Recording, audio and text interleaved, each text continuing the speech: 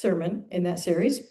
Marty Thompson completed seminary in May of 24 at the UU House of Studies at Methodist Theological School in Delaware, Ohio. She served as the intern minister at the UU Fellowship of Lima, a lay-led congregation like ours. She's been a UU for more than 40 years. She moved to Fort Wayne last year, and she recently was affirmed in fellowship as a UU minister. Congrats again, Marty, for that. Please join me in welcoming Marty to our pulpit.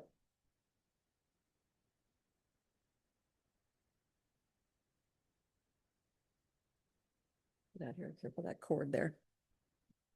You got your headset on? Yeah. I gotta get this turned on so you can hear me. How's that? Can you hear? Great. Okay. But those wonderful readings. I don't know if I've got anything left to say. So this reading is from Sherry Prudhomme, a UU minister. She says, in the Unitarian Universalism of the 21st century, we hold a variety of beliefs about how and whether humans co-create on earth with God, a God known by many names and by none, or as humans alone. But we carry forth the theological lineage that understands that it is our responsibility to dismantle human-made systems of oppression and exploitation that cause harm to life and inhibit the full flourishing of every person. We side with the movement of creative and active love when we work toward creating just, compassionate, and sustainable communities where all can thrive. We still have a great distance to travel to live fully into this value mandated by our theological heritage, but we are on the path. So join me in a moment of reflection.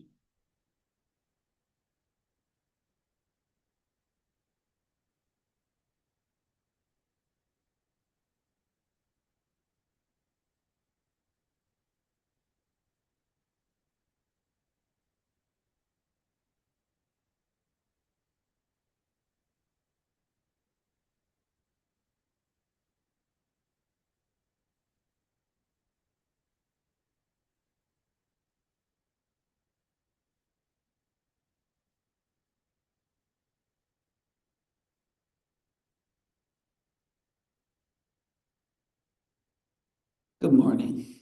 It is really a pleasure to be here.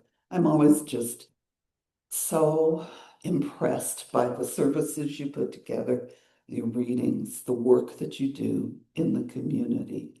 And that is so in keeping with what I'm going to talk about today. So we're looking at the seventh principle, respect for the interdependent web of existence, of which we are all a part, and the eighth principle, journeying towards spiritual wholeness by working to build a diverse, multicultural, beloved community by actions that accountably dismantle racism and other oppressions in ourselves and in our communities. And it just seemed a fitting topic just a few days after Earth Day. You can consider this my Earth Day message. And these principles are also expressed in our shared values as interdependence. We honor the interdependent web of all existence and acknowledge our place in it. And justice.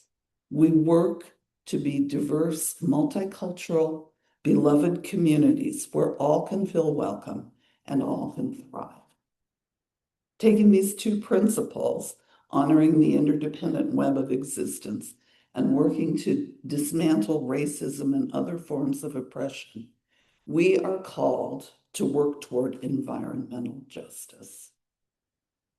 In 1989, critical race theorist Kimberly Crenshaw, now don't tell anybody that I'm talking to you about this radical idea of critical race theory. But anyway, she described the way that patterns of power and oppression overlap and intersect with each other. For example, in American history, patterns of colonialism, white supremacy, and capitalism intersected to create a long-term system of slavery based on imagined ideas of racial difference. This concept of intersectionality also operates at the individual level. Women will experience sexism differently depending on their race, their class, their gender identity, their sexual expression. People of color, likewise, will experience racism differently based on class, gender identity, and sexuality. In recent years, we've moved in the justice work that we do as Unitarian Universalists. We've moved toward viewing justice through an intersectional lens. And let's look at some patterns to understand the issues we're facing as we struggle to dismantle structural oppression today. During the 1970s, there was an influx of minorities into urban centers, followed by white flight into the suburbs. This is, a pattern. It's really prevalent in the industrial north and northwest. Northwest, the northwest that ends at about Wisconsin. That's the Northwest from when Unitarianism was taking root. And it's in large part a result of the great migration north. The less affluent groups that moved into city centers had less political clout, less access to resources and policymakers, less money to hire lawyers to redress injustices within their communities. And their communities, therefore, became dumping grounds for power plants and waste facilities and various polluting industries. This drastically lowered housing price, and because funding for schools is usually tied to property taxes, it resulted in less funding for inner city schools. Poor communities saw steep rises in illnesses such as cancer and childhood asthma related to poor air quality and poor water quality. And all of these factors served to make an already difficult socioeconomic situation even worse. There's a saying among environmentalists that bad environmental decisions often follow the path of least resistance, and so does structural oppression. But that makes it sound like nobody's responsible, doesn't it? But somebody is making the decisions.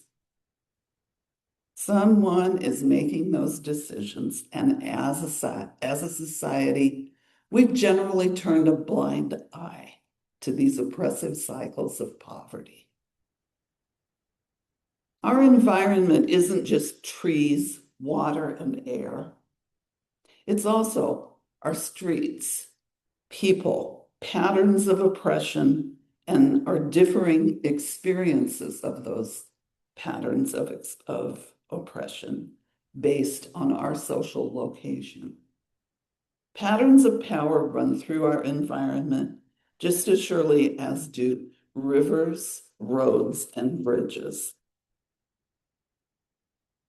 This idea of environmentalism pertaining only to preserving pristine wilderness areas is grounded in privilege and colonialism. Thoreau had no pristine wilderness in which to commune with the divine, at least not until he'd removed all those pesky Native Americans. The concept of one lone white man alone in nature doesn't engage the full reality of the world, our imperfect world in which we must still struggle to create beloved community.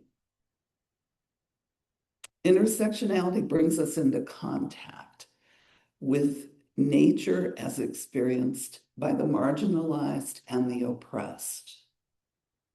Those with fewer resources who must adapt and survive conditions of climate change caused by the actions of the powers that be, those with resources, those with money, even though the people in the communities affected are not the ones who, in large part, caused the distress.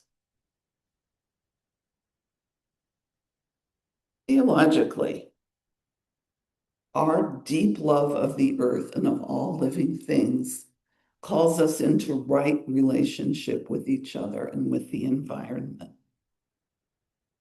Our faith calls us to be part of making the planet a place where all can flourish.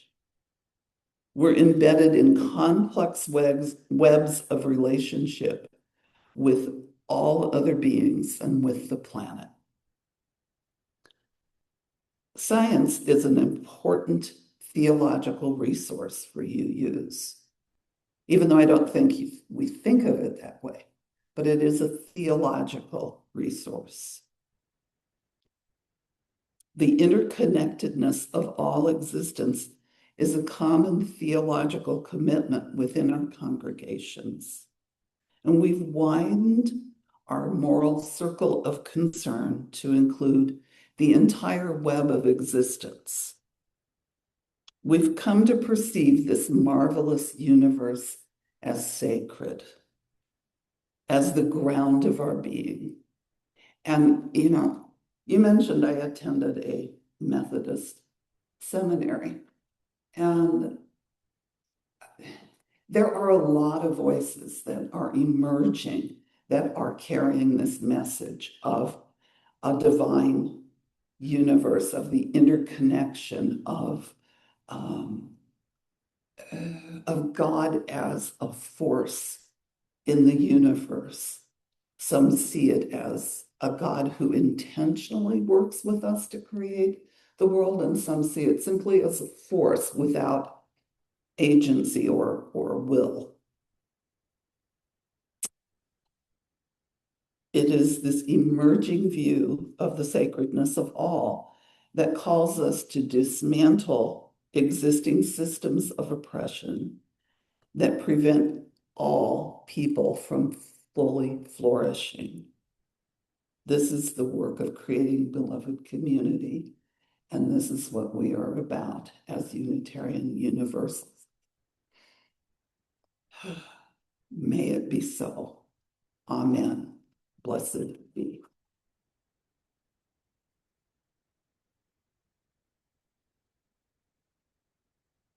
Didn't mean to ring the bell again.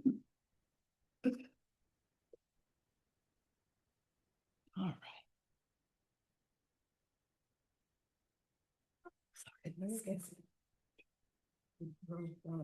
Sorry.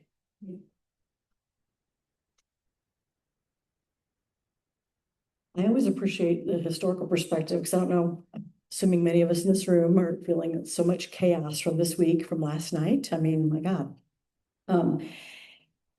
But when you talked about some of the history things in there, it really kind of got me thinking about, it does calm me down because we've been through so many of these things before that it gives me hope that we will maybe survive them. I don't know, but it's why I read Heather Cox Richardson every day, because she does such a great job. I got up this morning early.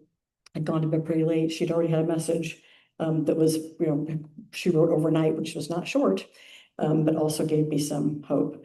And I also, I appreciate what you talked about the environment as a theological connection for UUs. I think that's really, really, really true. But it helps be reminded that it is privilege for that as well. Okay, let me go back to my notes so we can close up our service and get together for some fellowship downstairs. Our closing words this morning are from Amy Zucker Morgenstern.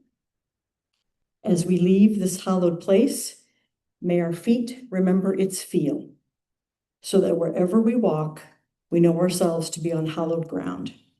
May we know that we are kin with every soul, every star, every stone and leaf of grass.